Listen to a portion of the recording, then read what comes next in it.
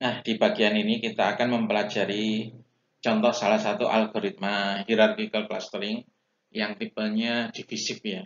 Kalau yang barusan adalah aglomeratif. Jadi kalau yang aglomeratif itu hierarchical clustering didapatkan dari proses penggabungan-penggabungan data yang distance-nya berdekatan atau distance-nya kecil. Kalau ini terbalik ya, terbalik prosesnya. Kalau ini semua data dimasukkan sebagai satu klaster, kemudian baru setelah terbentuk satu klaster, kita akan membelah klaster tersebut sesuai dengan kebutuhan kita. Misalnya kita butuh misalnya 2 klaster. Satu klaster tersebut dibelah jadi 2. Kalau butuh 3 klaster, yang 2 tadi salah satu dibelah lagi menjadi 2. Seperti itu. Nah, itu yang divisif ya. Nah, salah satu algoritma yang sifatnya divisif itu menggunakan minimum spanning tree ya. Jadi di sini kita punya contoh data ya. Datanya terdiri atas 2 atribut ya. Atribut pertama itu diwakili oleh sumbu X. Sumbu X di sini. Kemudian atribut kedua sumbu Y. Nah, karena itu setiap data bisa kita plot di koordinat Cartesius atau data space. Ya, nah ini data 1 kalau diplot berdasarkan nilai seperti ini. Ya. Terus data 2 di sini posisinya. Tergantung nilai datanya ya. Nah, dari data tersebut kita akan membuat minimum spanning tree ya. Minimum spanning tree itu ini.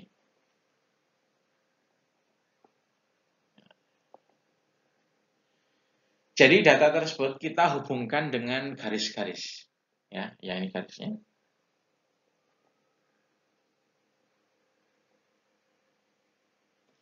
Panjang garis itu mencerminkan distance antara dua data. Ya. Nah, untuk minimum spanning tree ya, melalui garis-garis yang kita buat itu kita bisa pergi dari satu titik, dari sembarang satu titik ke sembarang titik yang lain. Jadi tree-nya tidak boleh putus ya di sini. Nah, di sini spanning tree-nya dari manapun kita bisa ke manapun. Dari satu, nah kita bisa ke semua titik yang lain kan melewati garisnya, ya kan?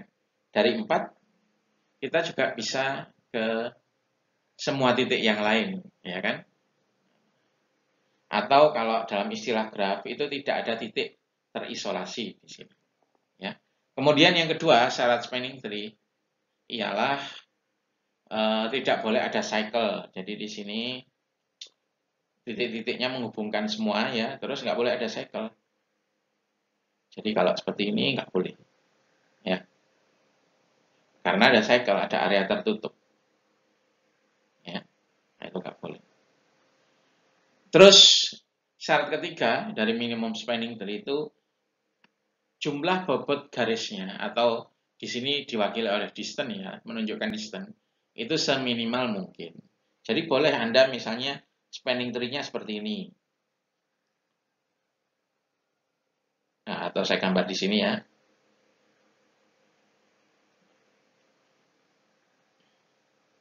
Anda bikin spanning tree-nya seperti ini. Nah, ini kan terhubung semua ya. Tetapi kalau misalnya yang di contoh kanan itu total dari garis-garisnya, total dari bobot garisnya itu lebih kecil, maka ini tidak dipakai. Nah, itulah minimum spanning tree ya. Jadi saya ulangi lagi. Ya, jadi dari data yang ada, kita buat minimum spanning tree-nya. Minimum spanning tree-nya jadi dihubungkan oleh garis. Jadi semua titik dihubungkan oleh garis dari titik manapun, sehingga melalui garis tersebut dari titik manapun ke titik manapun di graf itu kita bisa jalan ya, ada jalurnya. Kedua, tidak boleh ada cycle. Terus ketiga, ya, garis-garisnya kalau di total bobotnya itu minimal. Nah, seperti itu. Nah, ini contoh dari minimum spanning tree-nya ya yang terbentuk. Bagaimana cara membangun atau mencari minimum spanning tree? Untuk membuat minimum spanning tree itu kita bisa pakai beberapa algoritma, misalnya prim atau Kruskal. Ya. Nah, di sini misalnya kita coba menggunakan algoritma prim. Kalau algoritma prim itu mudah ya intinya. Jadi yang pertama-tama semua titik itu tidak masuk ke spanning tree. Kita masukkan satu titik secara acak ke spanning tree. Ya. Misalnya titik 5 kita masukkan ke spanning tree. Nah, yang belum masuk adalah titik 1, 2, 3, 4, 6. Itu belum masuk. Kita cari ya titik dari anggota spanning tree yang ini ke titik anggota non spanning tree yang distance-nya paling kecil ya. Di sini distance yang paling kecil adalah antara 5 dengan 2. Nah, 2 kemudian kita masukkan ke dalam spanning tree.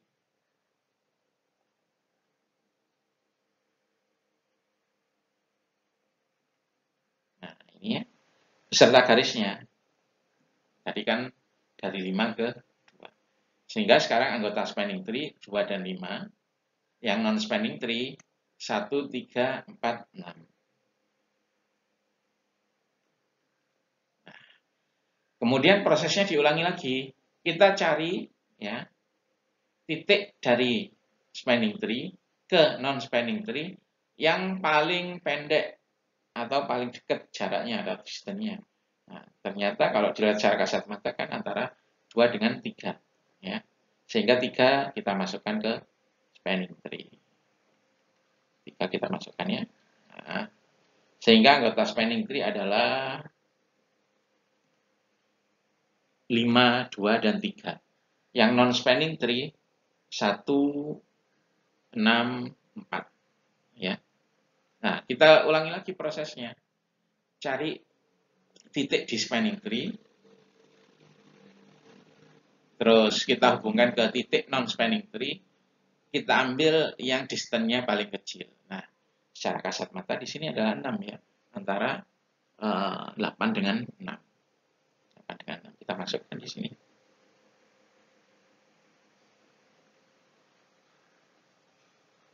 Nah, seperti itu ya.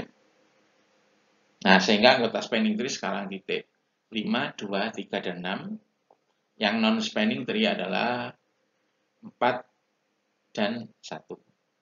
Kita ulangi lagi prosesnya. Kita cari pasangan dari anggota spanning tree ke non spanning tree yang paling pendek atau distance-nya paling kecil. Nah, kita dapatkan ini ya. 4. 4 sudah masuk. Sekarang yang sudah masuk 5, 2, 3, 6, 4. Nah, kita cari lagi ya, titik antara anggota spanning tree kita hubungkan dengan non spanning tree tapi yang paling pendek. Nah, ternyata ini. Di akhir semuanya sudah terhubung. Nah, itu cara mencari spanning tree. Algoritma tersebut itu namanya algoritma prim ya. Anda boleh mencari menggunakan algoritma yang lain juga. Nanti juga akan ketemu minimum spanning tree-nya. Nah, sehingga di akhir proses, seolah-olah semua data di sini, nomor 1 sampai nomor 6, itu digabungkan menjadi satu cluster ya, dengan minimum spanning tree. Nah, apa kemudian yang dilakukan setelahnya? Nah, kita tinggal memecah atau membagi minimum spanning tree tersebut ya. Nah, algoritmanya seperti yang ditunjukkan di sini.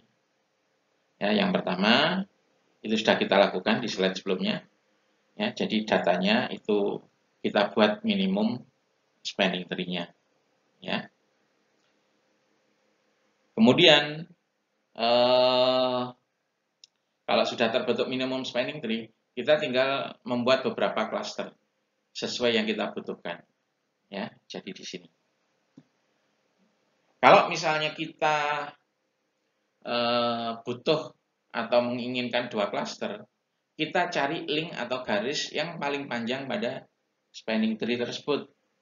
Ya, jadi contohnya tadi seperti ini.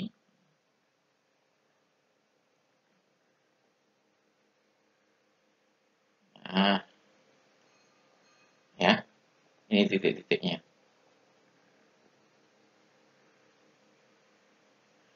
Misalnya kita ingin membagi data menjadi 2 klaster. Kita cari garis yang paling panjang, kemudian kita hapus. Misalnya yang paling panjang adalah ini. Nah, kita hapus. Nah, itu sudah menghasilkan 2 klaster, yaitu klaster yang ini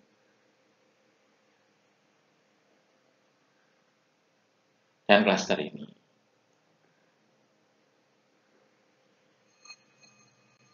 Ya. Kemudian misalnya kita ingin membuat menjadi 3 klaster.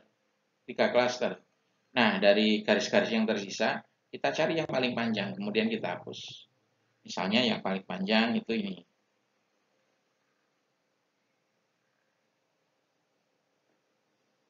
Kita hapus ya.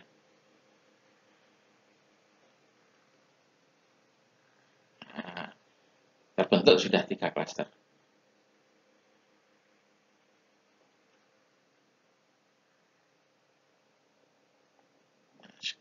Dan seterusnya. Nah, itulah algoritma untuk membangun atau melakukan hierarki ke clustering, tapi tipenya yang divisif ya, divisif.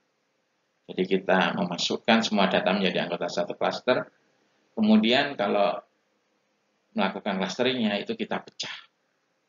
Kita pecah. Kalau butuh 2 ya datanya atau clusternya jadi belah menjadi 2. Kalau butuh 3 cluster, nanti salah satu belahan dibelah lagi.